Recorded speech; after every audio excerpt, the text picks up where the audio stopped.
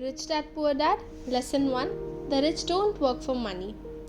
The poor and the middle class work for money. The rich have money, work for them. Dad, can you tell me how to get rich? My dad put down the evening paper.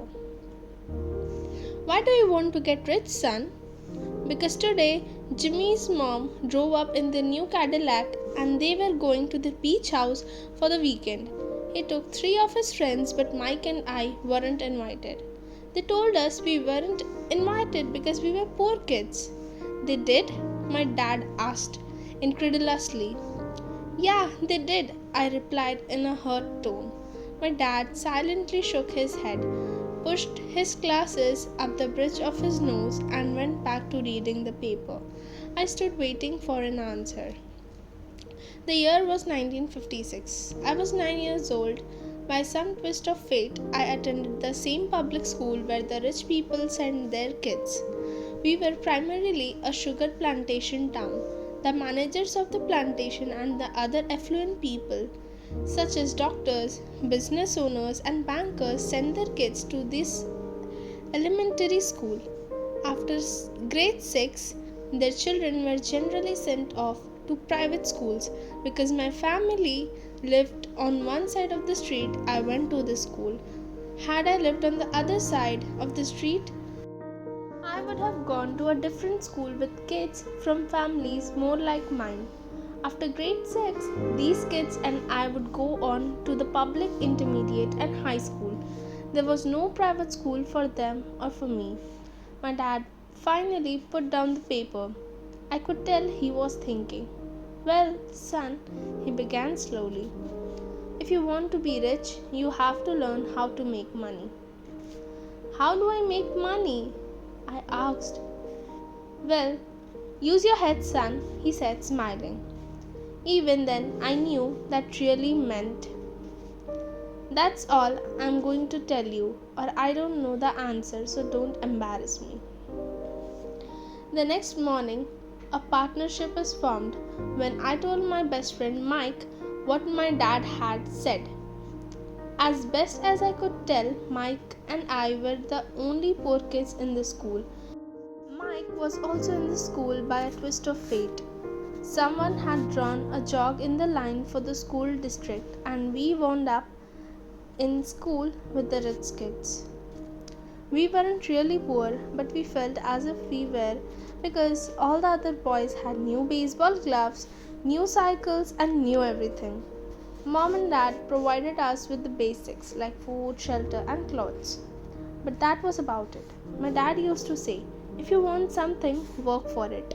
We wanted things, but there was not much work available for 9-year-old boys. So what do we do to make money? Mike asked. I don't know, I said, but do you want to be my partner? He agreed. And so, on that Saturday morning, Mike became my first business partner. We spent all morning coming up with ideas on how to make money. Occasionally, we talked about all the cool guys at Jimmy's beach house having fun. It hurt a little, but that hurt was good because it inspired us to keep thinking of a way to make money. Finally, that afternoon, a bolt of lightning struck. It was an idea Mike got from a science book we had read. Excitedly, we shook hands, and the partnership had now become a business. For the next several weeks, Mike and I ran around our neighborhood, knocking on doors and asking our neighbors if they could save their toothpaste tubes for us. With puzzled looks, most adults consented with a smile. Some asked us what we were doing, to which we replied, we can't tell you, it's a business secret. My mom grew distressed as the weeks wore on.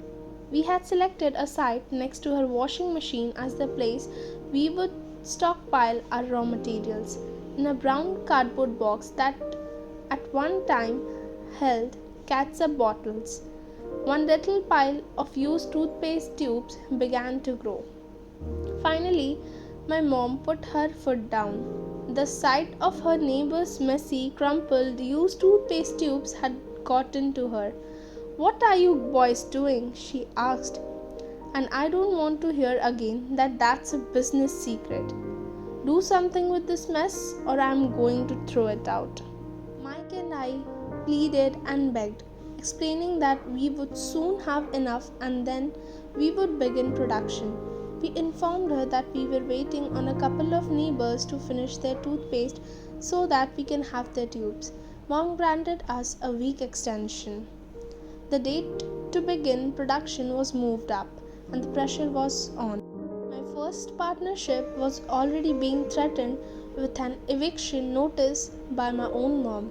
It became Mike's job to tell the neighbors to quickly use up their toothpaste, saying that dentist wanted them to brush often anyway.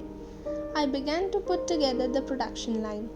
One day, my father drove up with a friend to see two 9-year-old boys in the driveway with a production line operating at full speed. There was the fine white powder everywhere. On a long table, there were small milk cartons from school, and our family's hibachi grill was glowing with red hot coals at maximum heat. Dad walked up cautiously, having to park the car at the base of the driveway since the production line had blocked the carport. As he and his friend got closer, they saw a steel pot sitting on top of the coals in which the toothpaste tubes were being melted down. In those days, toothpaste did not come in plastic tubes. The toothpaste tubes were made of lead. So once the paint was burned off, the tubes were dropped in the small steel pot. They melted until they became liquid, and with my mom's pot holders, we poured the lead through a small hole in the top of the milk cartons. The milk cartons were filled with plaster of Paris. White powder was everywhere. In my haste, I had knocked the bag over, and the entire area looked like it had been hit by a snowstorm. The milk cartons were the outer containers for plastic of Paris molds. To know what happened to the production line of Robert and Mike, subscribe to our channel for part 2 of this video.